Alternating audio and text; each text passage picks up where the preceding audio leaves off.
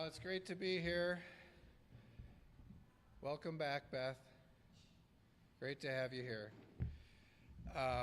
But more importantly, Rick Albin, great to have you, sir. I always say, because Skubik's here, the dean, everybody's here. But, we've been here for weeks and weeks and weeks and no Rick Albin. And I always say, if Rick Albin's not here, that means there's a bigger story somewhere else. It's just none of you know what it is. But Rick does. So this must be the story. So great to have Rick here. Cranes is back. David Eggert, great job you're doing. This is wonderful. But and I said, we had Mauger here for 1 week. It was horrible. We're so happy you're back, Beth. Mauger was here. Do you remember this? He's sitting here, and he's like skeptical about what I'm saying about the Secretary of State's website. And he's like, what do you mean? And he must not have been looking at it, because I was right here, and you see Rep. Brian Begol's here. What a great committee you're running, the Government Operations Committee. They're just slamming out bills left and right. Yeah, you're doing a great job. You'll hear from Brian in a minute. But anyway, Craig Mauger, okay, he's like questioning me about the website. And I was up here and I said, we spent $9 million on this website. For the Secretary of State spent $9 million on this website, and it's less transparent than the one before it. It's harder to use.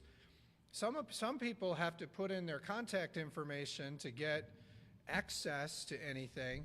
So she's probably tracking you. So be careful. If it asks for your contact information, don't put your real contact information in there, because Benson will know what you're looking for. She'll know you're looking things up.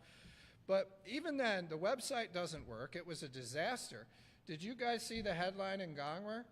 It's like, the website doesn't work as well as the one before it. And I don't think anyone can report. I don't know. Just so you know, I raise more money than anybody. HRCC, the best quarter they've ever had.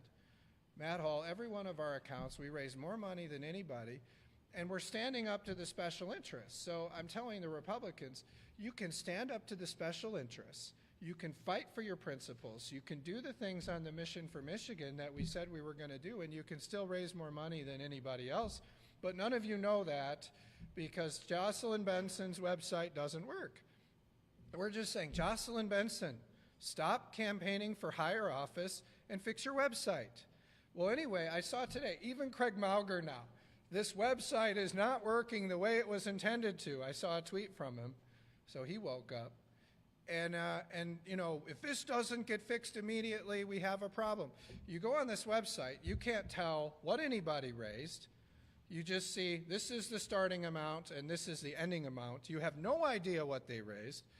You guys remember before Jocelyn Benson spent $9 million on this website, when you could go to the Secretary of State's website, you didn't have to put in a password, you didn't have to give them your contact information, and you could go on there and you could just see what somebody raised. You could look and see who donated to them. As we're looking ahead at some of these campaign, or this new law, remember this law that says the politicians, they have to disclose their finances and their gifts. Good luck with that website. I mean, you can't go on there and even see what's being reported on there. Like if you wanted to see what is being reported about gifts that politicians receive, there's no way you can tell based on that website. You could on the old website. So anyway, Jocelyn Benson should get off the campaign trail and fix her website. It's a $9 million boondoggle for this website. It doesn't work. And I think the House Oversight Committee should investigate this and find out what the hell happened to that $9 million. I mean, you spend $9 million and it's worse. So it's incredible. And you all know it's true. All of you in the media know it's true, because you're trying to use a website and you can't figure out what the hell's going on. It's less transparent. It doesn't work. And really, more people should be holding the Secretary of State accountable for that. I hope the media will. There's a lot to talk about. I'll just say, isn't it amazing? Talking about Jocelyn Benson, you look at her, what does she say? We have to subpoena her for election manuals. All we want are just the manuals. What information are you giving to local clerks when they administer elections? Because we want to know that she's following the law. Remember, a few years ago, Jocelyn Benson gave them false instructions in violation of the law, saying, we're watering down the signature requirements. And she's saying, a signature is valid unless you can prove it's not. And she got lost in court. She lost in court on that. She broke the law. So we just want to see, are your manuals aligning with the law? And she won't give us the manuals, so we had to subpoena her. And that's transparency. That's not transparency. Okay, now fast forward. We read the Detroit News today. We want to know if the state workers are working at home. Well, we can't tell you that. It's a security matter. This is the same thing that they said about the election manuals. So, Benson, I can't give you the election manuals because of security reasons. Now, Whitmer administration, the state workers, where are they working? We can't give that to you for security reasons. Okay, we're noticing a trend here. We're going to find out. I'm just going to make this clear.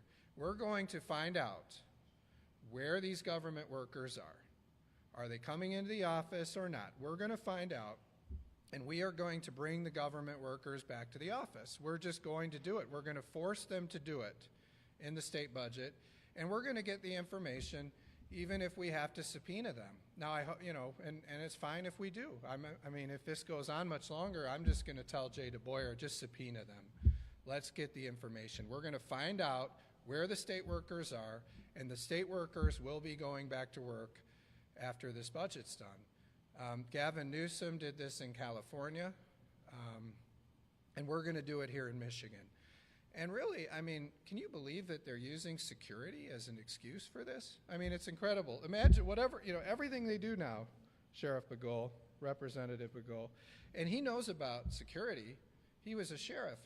They're going to say, security reasons, we can't give you any information. It's amazing. Why did it take them 6 years to think of this excuse? I don't know. But that's the one they're using now. So, we got a lot of really good things happening. I'll just talk about a couple of them, and then we'll let Rep. Begole speak. But, I think everybody saw yesterday, and we have this very low IQ representative named Mai Zong, probably one of the dumbest ones in the legislature. And I saw this video of her, and she's like, the House Speaker is not here today. We need to have session. We need to work for the people of Michigan, Macomb County. Well, where was I?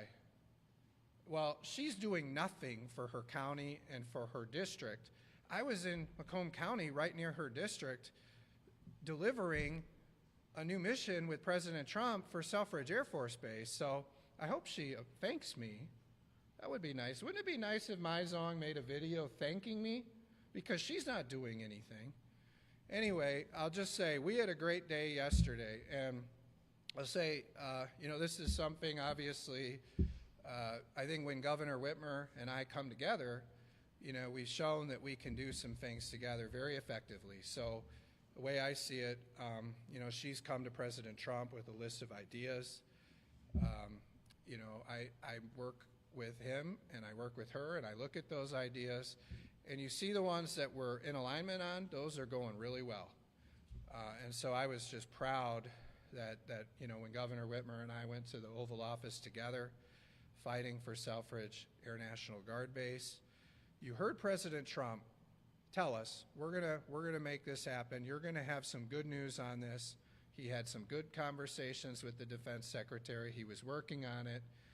And what a great thing for Michigan yesterday to be at Selfridge Air National Guard Base with Governor Whitmer and President Trump, where he finally announced the new fighter mission for Macomb County. And I will say, I think, Tim, you called it. I remember I watched Tim's show, and Tim said, we're going to see Gretchen Whitmer on the tarmac, and everyone else said, no, you're not. No, you're not. Well, you did. It's pretty interesting. And you got to give the governor credit. I mean, she's praising President Trump. She's helping us implement President Trump's agenda. She's hugging President Trump.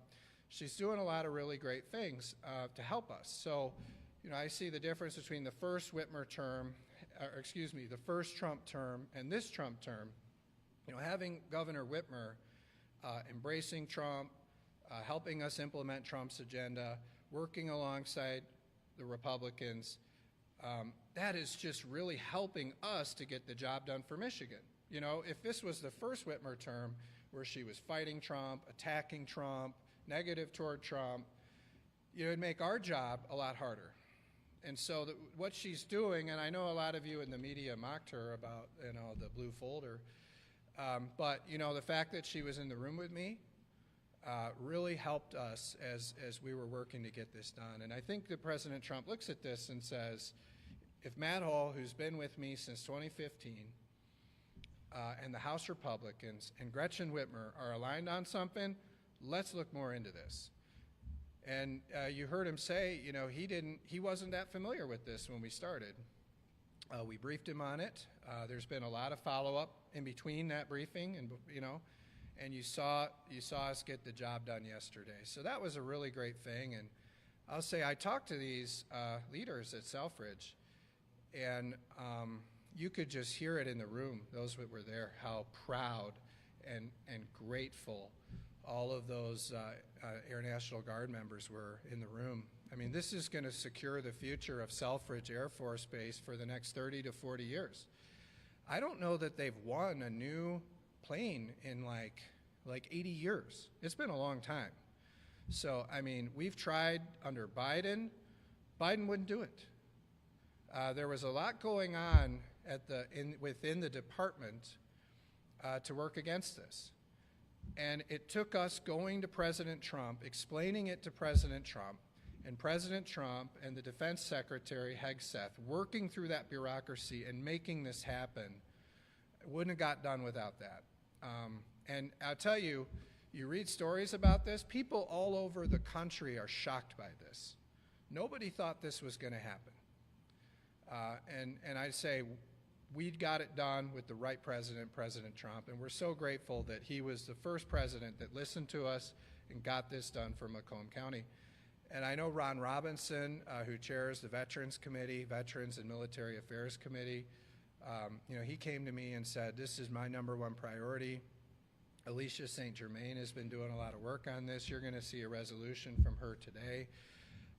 There's going to be some follow-up state budget items that we need to do to make sure the runway is ready for this mission. I believe it's in 2028 when it's coming, so we got to get this runway ready. We got to do a lot of things, and you're going to see Ron Robinson leading on that, making sure we get that done in the Veterans and Military Affairs budget. So the state does everything it needs to do on our end because President Trump has done his job on his end. So I was proud to be a part of that.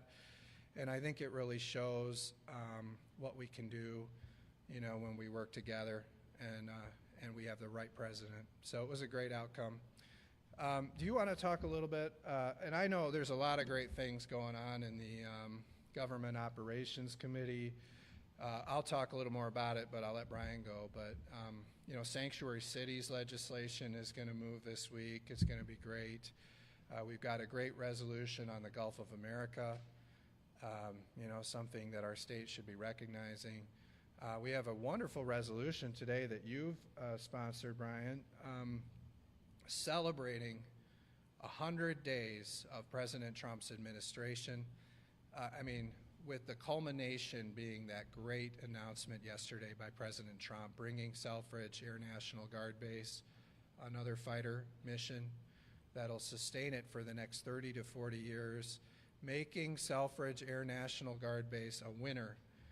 I was talking to these local Air National Guard members, and they said, this is the biggest moment of our careers. We've never had a moment this big, the one that President Trump brought us, where Selfridge is winning. And, people all over the country are reaching out to these guys saying, I can't believe this.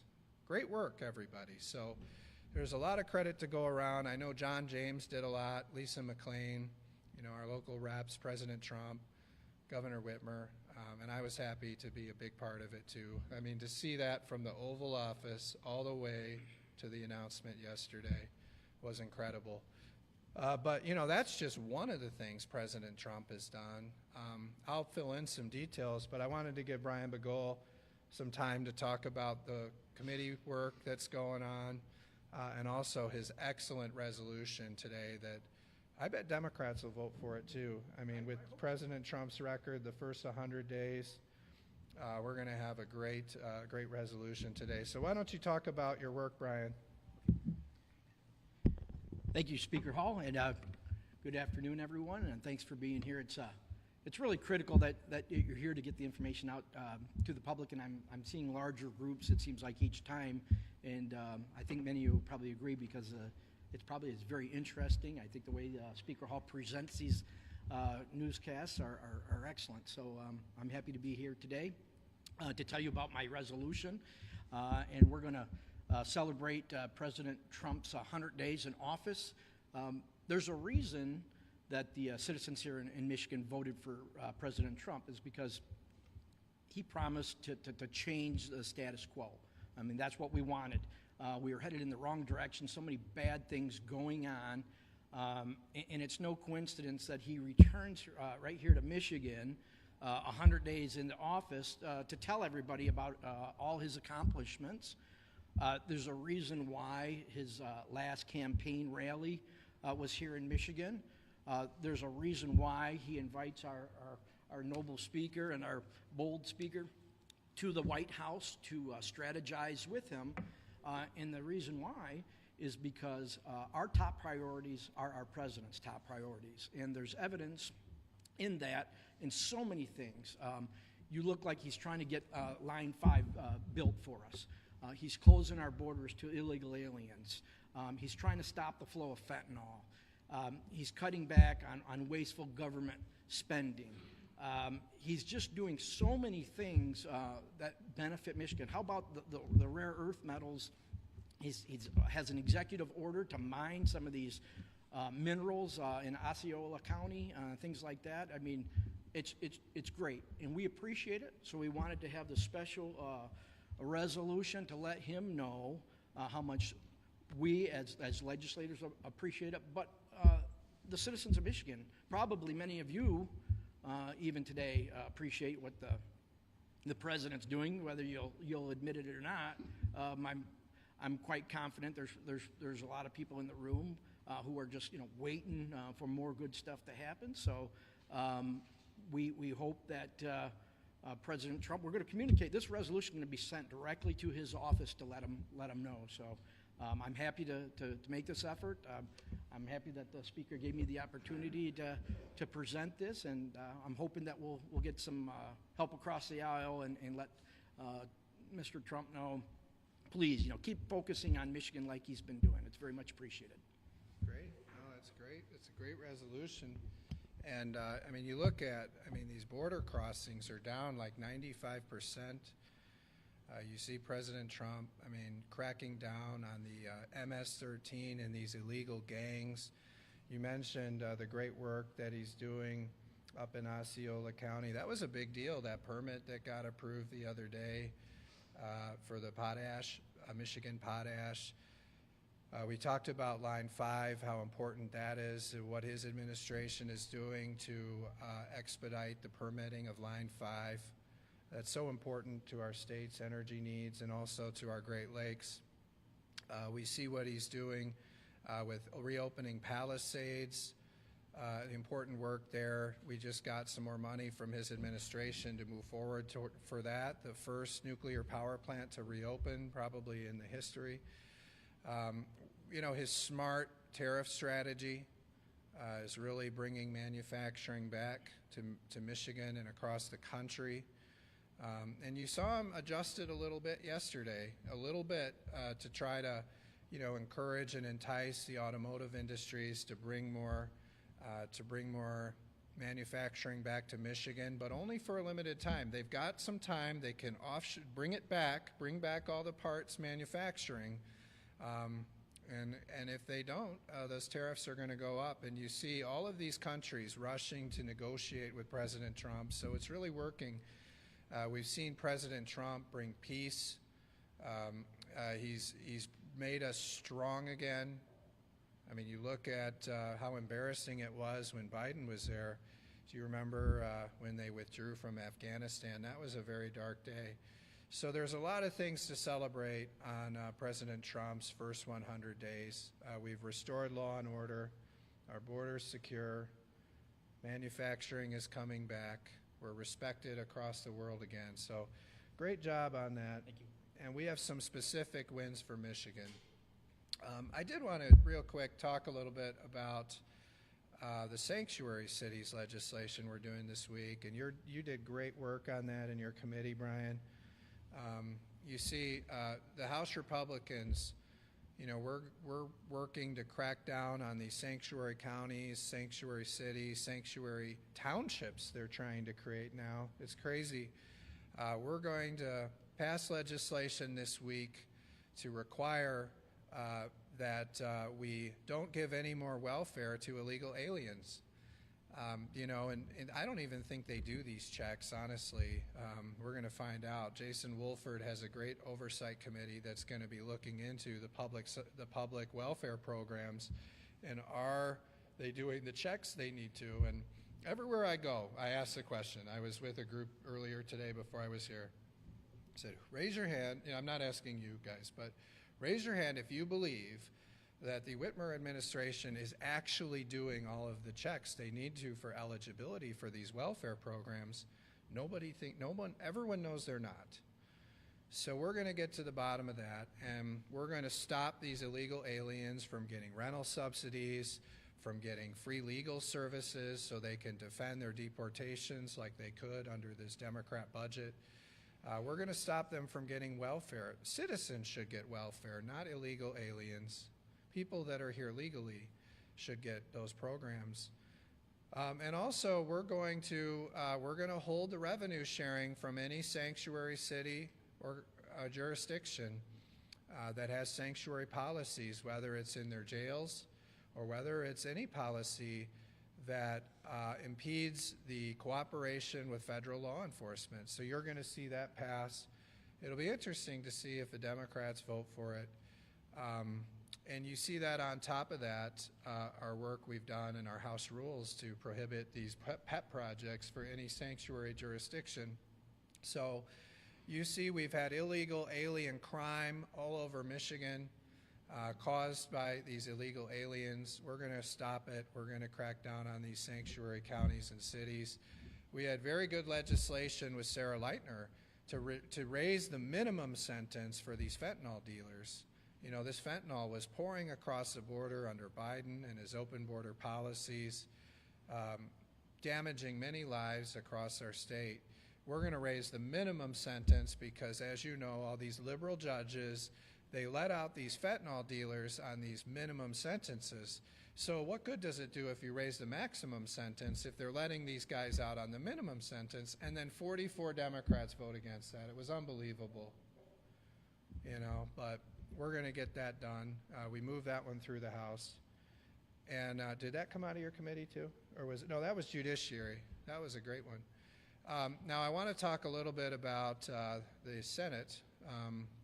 I don't think they're in today, are they? Do we know? Are they here today, the Senate? Does anyone know? Are they voting? What did they vote on the floor? That's good. So they are here. Good. Oh, good. Oh. Are they here tomorrow? Nobody knows.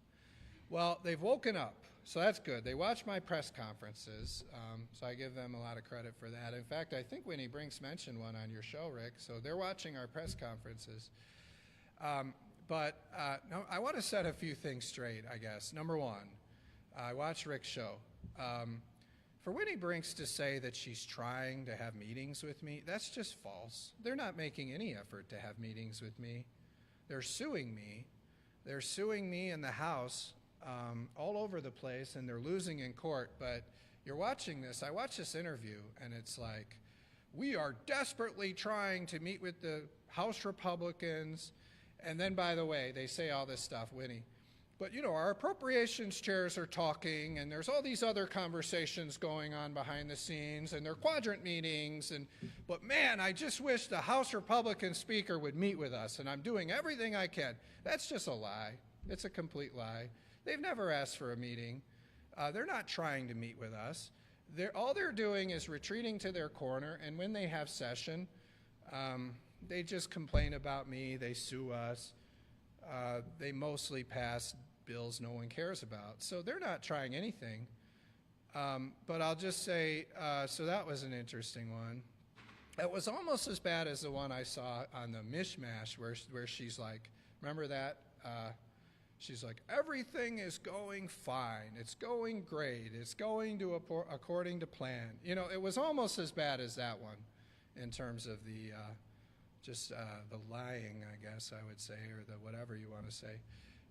And then I watch them, and this is important. This is, I think, is one of the most important things I'm going to talk about, so I want to get your attention on this part. So I watched something yesterday, and they're waking up because they're watching my press conferences, and every week I'm saying, look, either do something, Senate, and you watch Rick Albin's interview, she doesn't say anything about anything they're doing. There's no, like, I go on Rick Albin's show and I say, we just passed a roads plan that's going to fund roads over corporations. She goes on the show and complains about the Republicans, okay? Doesn't say anything. That's why I say the Democrats have a negative governing philosophy, because she goes on Rick's show and just complains about us and talks about how hard she's working for a meeting, but offers no actual things they're doing. So they're watching me, and now they're coming out and they're saying, we're funding education, and it's roads versus education.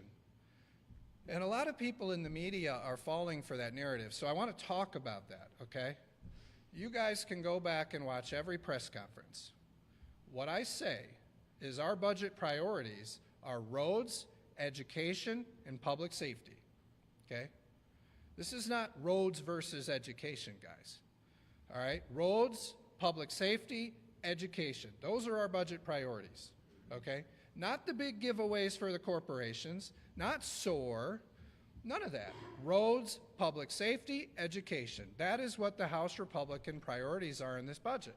And I'll just point out, in the government shutdown prevention plan, no one is reporting this. You won't report this. You should report it. The per pupil number the House Republicans put in there is higher than the Senate Democrats' per pupil number. So they're getting more money per pupil for these local school districts from the House Republicans, even under the government shutdown plan, which isn't our plan. That is just something we put out there because these Senate Democrats might shut down the government.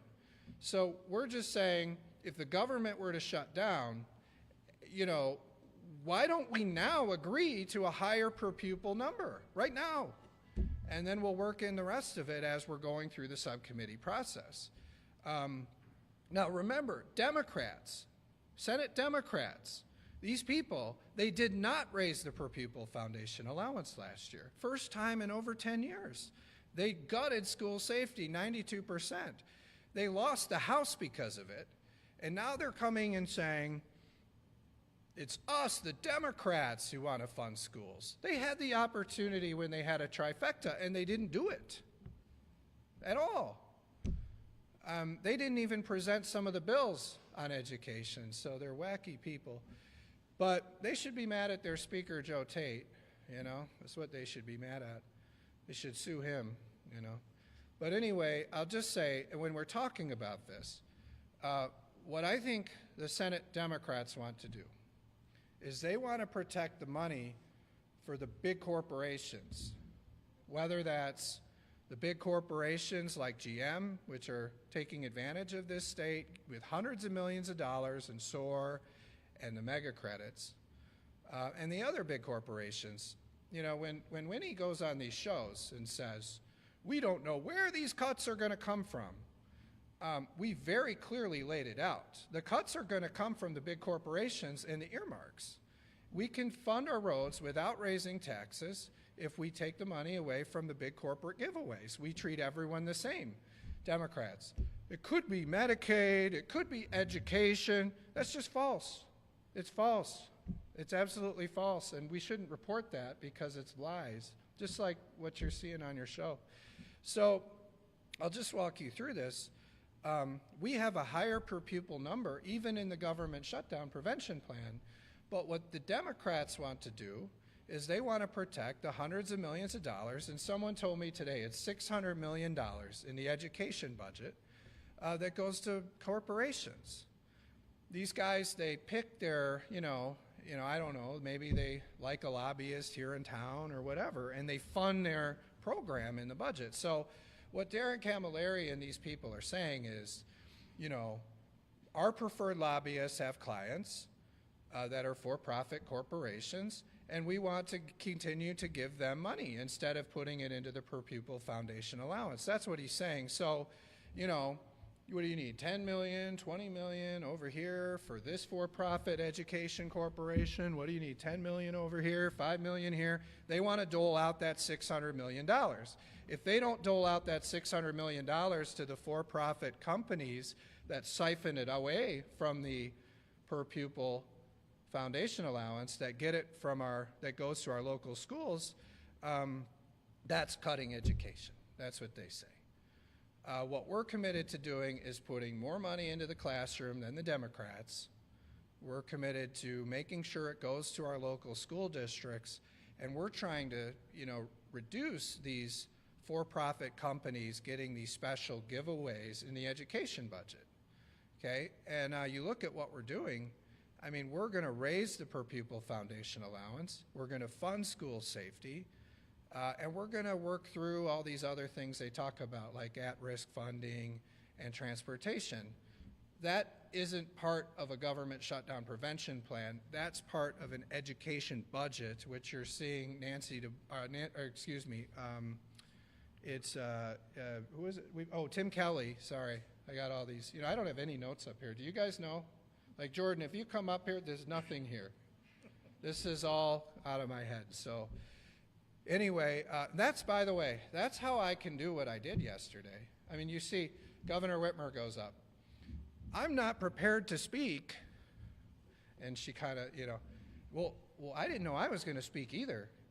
And I went up there, and everyone I talked to, they said I did a knockout. It was a great speech. We walk up there. So, I think it's because I do the press conferences.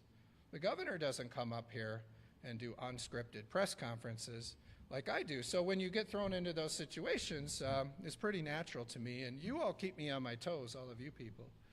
So I'll just say, you saw the speech. It was great. I mean, giving President Trump the credit, talking about the 30 to 40 years that's going to keep Selfridge alive. The first day in a long time, Selfridge is won with a new fighter mission. So yeah, we talked about that. People said it was a great speech, but I didn't prepare for this. I just went up and gave the speech.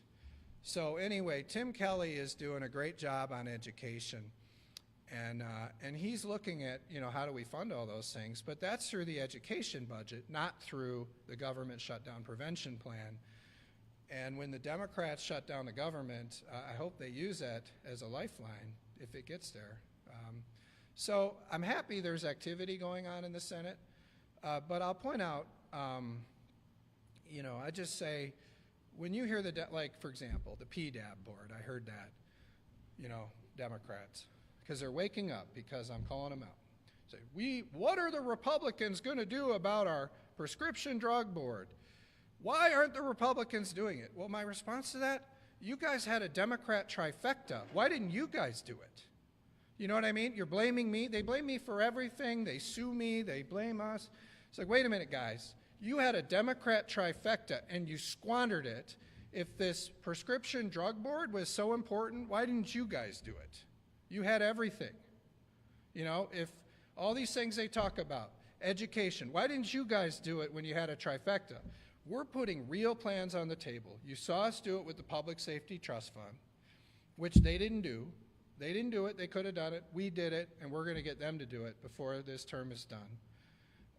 We've passed really serious education reforms that'll modernize the curriculum, focus on real-life skills, and we did it bipartisan. We have a roads plan to fix local roads without raising taxes, and today we're going to repeal their energy siting law. That's a mess. And tomorrow we're going to prohibit sanctuary cities and counties, and we're going to take the money away, the welfare from the illegal aliens, and we're going to hold those sanctuary jurisdictions accountable. So we're moving forward. But this is not education versus roads, okay? So I'll just stop there. I know that was a long rant. Any questions? I'll try to keep my answers on the questions shorter because What has to happen for you and the Senate Majority Leader to start taking up each other's bills, or maybe having that meeting or having that conversation? Do we have to wait until the litigation plays out Mhm. the final step? Does that get a hold of everything? Well, what I would point out, again, you know, I've been appearing with Governor Whitmer over and over and over. And I would just encourage Winnie Brinks to follow Governor Whitmer's lead. I mean, you see the great work that Governor Whitmer is doing, embracing Trump and his agenda, and appearing with Trump. And I mean, we even saw her hug Trump, you know. So I'm just saying, like, if Winnie Brinks could learn from Governor Whitmer's example and say, you know, maybe Governor Whitmer is doing something effective here. She's not suing the Republicans. She's not focusing only on our differences. You know, Governor Whitmer and I sit down and we work through what can we get along and work together on, right? And Selfridge was one of those things. And when she said, will you join me with President Trump? I said, yes, and I supported her on that. Winnie Brinks, now give her credit, right? Maybe we're too hard on her because she has a very radical left caucus. And she did show leadership putting that bill up when we wanted to save earned sick leave, paid sick leave, and we wanted to keep people's jobs. She put that bill up even though most of her caucus opposed it. So she has potential there. But I would say this, either empower Governor Whitmer to negotiate for you and have her back as your leader, because you see she's effective right now, working with us and working with President Trump, or come to the table and actually be willing to compromise. You know, that's what we need. I mean, running to the press and just complaining about, oh, we haven't met, you know, they haven't even tried to meet with me, to be honest, in months. And they're suing me for the first time in the history of the state. So, you know, I think that the best thing they could do is go to Governor Whitmer and let her negotiate for them. And maybe they could come to the table with actually solutions, because we're putting solutions on the table if you see it, and we're getting results. Yeah, Tim?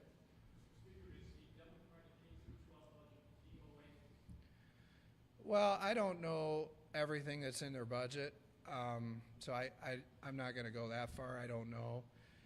What I'm saying is the concept that it's roads versus education is a false narrative that the Democrats are creating because they don't have a plan to fund the roads. We have a plan to fund education. What we're not going to do is continue to protect $600 million a year of giveaways to corporations in the education budget. So I'd say that part of it is DOA, but the rest of it, you know, I mean, we agree with a higher per pupil foundation allowance, but our number is higher than the Democrats. So the Democrats are going to have to go higher on the amount each district gets per student. And we'll look through the rest of the details with Tim Kelly.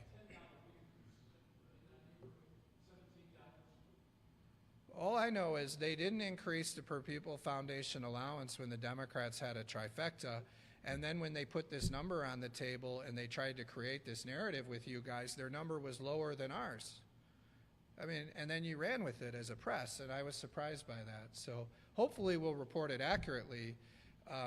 Even the government shutdown prevention plan, which was in our budget, had a higher per pupil foundation allowance. And if they have all these great ideas, why didn't they do it when they had a trifecta? What did they do? They held school per pupil foundation where it was, didn't increase it for the first time in 10 years, and gutted the hell out of school safety. And then they lose the election because of it, and now they're for those things. It's very interesting, Tim. Yeah, Beth. Going back to your earlier comments on the campaign finance. Yeah, it's a mess. Are you saying you're encouraging household oversight to look into it, or household oversight is looking into it? Yeah, I'm encouraging them to look into it. You know, I think they should pull in Jocelyn Benson and try to figure out what the hell happened to the $9 million we give them, you know, well, the Democrats gave them $9 million to create a website, and the website is less transparent, is not user-friendly, and in some cases, they may even be able to track what you're looking at. So it's a mess, that website. And so we need to figure out, why did they spend $9 million and what the hell did they spend it on? Because they got a worse website, a less transparent website. And how much attention is Jocelyn Benson paying to this? I mean, I see her campaigning, but is she running her office? We'll see. Yeah, Jordan. Also going back to something you mentioned earlier, where solar siting and obviously the sanctuary cities Yeah, you might want to jump in here. both of these are quite unpopular with Democrats. They still have control of the Senate. Mhm. Why advance legislation that is so partisan and does not seem to be taken on? You're talking about the sanctuary cities, And the solar siting. the solar siting. Yeah. So, do you want to say anything about that? I'll answer, but you go ahead, Brian. I mean, how hard would it be to stand up here for an hour like this while I'm talking? So why don't you go ahead? Sure. So both of those bills came through government operations, and we're proud of the fact that Speaker Hall is driving the Republican agenda as he is. And I'll just say that the Republicans are working for the people. Okay, you don't take away local control in solar and wind siting when 85% of the people say they're for local control. So that shows you how out of touch Democrats are with their own constituents. The other thing on these sanctuary cities, I heard the arguments as committee chair, and quite frankly, there is no argument. You can't put an illegal alien, and oftentimes a criminal illegal alien, before an American veteran who's sleeping in his car and doesn't have a home, or a mother who's got a family and they're struggling to feed them, and give this money away to illegal immigrants to stay in the top hotels and things like that. I mean, it makes absolutely no sense. I can't for the life of me figure out why anybody would want to do that. So we're going to continue down this path, and we're going to keep the Michiganders first and do what we have to do. And I think in 2 years, people have had enough, and I think it's going to show in the election in 2 years as well. Great. Yeah, and I would just say this. I mean, I've said this before, and Beth did a great job covering this. And, she had the very controversial story that she did. And I know a lot of you had questions about it. But overall, it was pretty fair. It was tough, but it was fair. You got to give Beth credit for that. It was hard to read some of that stuff, but it was tough, but you did a fair job. That's all we can ask, If I liked it too much, it wouldn't be good. So, but just to answer your question, Jordan, I'll just say, I think we're doing a couple things here, right? We're throwing out a lot of things that like they won't do local roads. It's as simple as, let's prioritize roads over the corporations. And I read a story in Bridge. Did you write that? Paula Gardner wrote it. And this isn't me. This is Paula Gardner. She's saying that these economic development incentives from the Whitmer administration are creating no jobs. I think it was like 0 jobs SOAR has created, and they've given out billions. So we're just saying we're not going to do that anymore. Let's focus on that instead of the corporations. Let's focus on roads instead. That is a realistic plan, right? You see things moving through the House with Democrat votes. They're all realistic. They're things the Senate should act on. The other thing that we're doing, I think, is we're showing the state of Michigan what Republican governance of this state is going to look like. And when you see the repeal of the solar siting law, that's what Republican governance of this state is going to bring. So, some of this is we're working through the policy. We're going to vet the policy. We're going to have the stakeholders weigh in, the media scrutinize it on a lot of these issues. Some of them will get done. Some of them we won't get done. But we'll be ready to hit the ground running with a new governor and a new Senate. And I said this in Beth's interview. I said, look, we're going to work with these Democrat leaders on everything we can. But at the end of the day, I have 6 more years. They don't. They're done after this. And we'll get a new governor and a new Senate. And the stuff that they're not going to do, we'll get another chance, right? And I was with a group of people today, and I said, how many of you think, no matter who it is, they'd be more reasonable than Brinks? And everyone raised their hand. They said, how could you be less reasonable than Brinks? So we got a pretty good chance of getting a better group in 2 years. So we're going to do everything we can. We're going to work as hard as we can, but we're also going to be ready to hit the ground running next year. I think a lot about when, You know, when Paul Ryan was Speaker of the House and President Trump won his first term, and they didn't have a plan. And you guys all criticized them. It's like one of you said this on Skubik's show. You know, when the Republicans won the Congress and they said they were going to repeal Obamacare and they didn't have a plan. Well, now the Democrats, they control everything last term. They had no plan on roads. We passed a plan on roads, and they had no plan, and we exposed it, and you people in the media had to even acknowledge there's no plan in sight from the Democrats in the Senate on roads. So they try to change the subject, and they try to change the narrative and all that. But we have a plan on roads, and we have a plan on education. They have no plan on roads. But the point of this is we're not going to be in that position next year, in 2 years. We're going to have an agenda. What we don't get done now, we'll be ready to go with a new governor and a new Senate, and that's why we're doing it. Because this stuff changes a lot when you vet it and go through the process. And you look at that.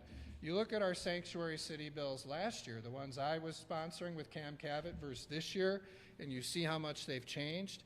That's because you go through a committee process. That's the difference between doing these PR bills, like what the Senate Democrats are doing, and actually doing the deep dive of legislation, which you're seeing in these bills today and tomorrow. Yeah. Speaker Hall, would you be open to considering a recommendation from the State Officers Compensation Commission that would give state elected officials a pay raise? No. So, real quick, Jordan, I just want to say, the other thing that I tell our people, and this is the difference between me and Winnie Brinks, okay, and us, our caucus, the House Republicans, which won a majority, and the Senate Democrats, which are an accidental majority, hand-delivered by Governor Whitmer. We're not just complaining about the other side. So we're going to vote tomorrow or today. We're going to vote today to repeal the energy siting law, okay? But what I've told our chair, we're not just going to be negative and repeal what the Democrats did. We're going to have a positive plan on energy. And I think you saw the beginning of that with what Pauline Wenzel has done on nuclear. And you're going to see more of that. And when we get to the end of this 2 years, you're going to see not just we're negative on the other side, but what does a vetted energy policy look like, a modern energy policy for the future? That's what you're going to see. And that's the difference between us and the Senate Democrats. So it's not just repeal. Because remember, when they had their trifecta, all they did was repeal. And then when it was, okay, what are you guys going to do other than just repeal Snyder's policies? They fell apart. That's not happening with us. And what these people want to do is they want to negotiate everything in private. So what Winnie Brinks is really complaining about on Rick's show is that we're not doing it in private. We're doing it in public. I'm saying, here's our plan, where's your plan, and then we'll negotiate. So I'd answer you, Rick, they should put a plan on the table and pass it through the Senate rather than trying to have these backdoor conversations that you guys can't analyze.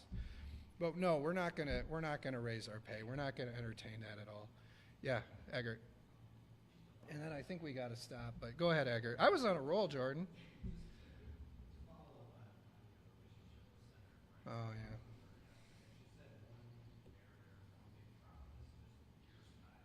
Mm-hmm. Mm-hmm.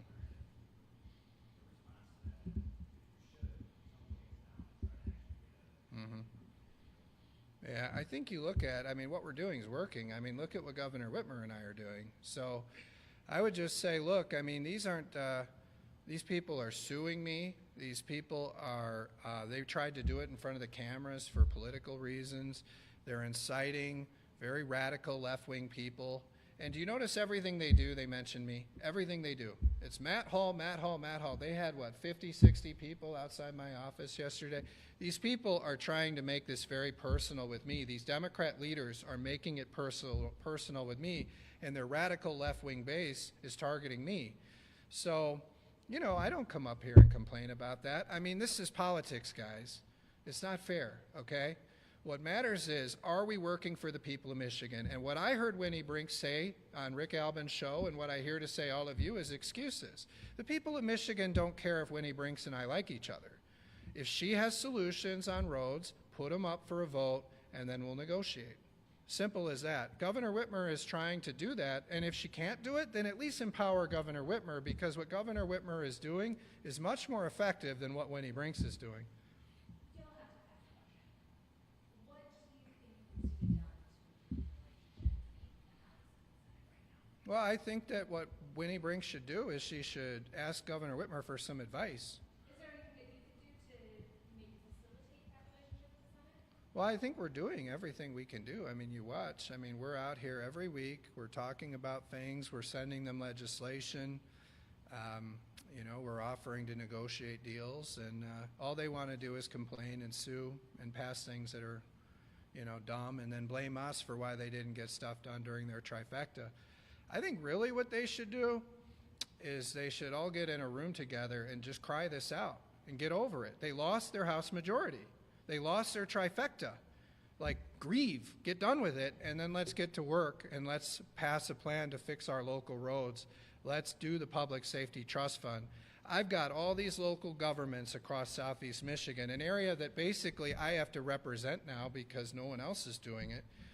And they're telling us, they're saying, right now, we'll put more police on the streets, we'll put the patrol cars out, we'll get them the equipment. You saw me standing with Mayor Duggan, right? Who do you see Winnie Brink standing with? Nobody.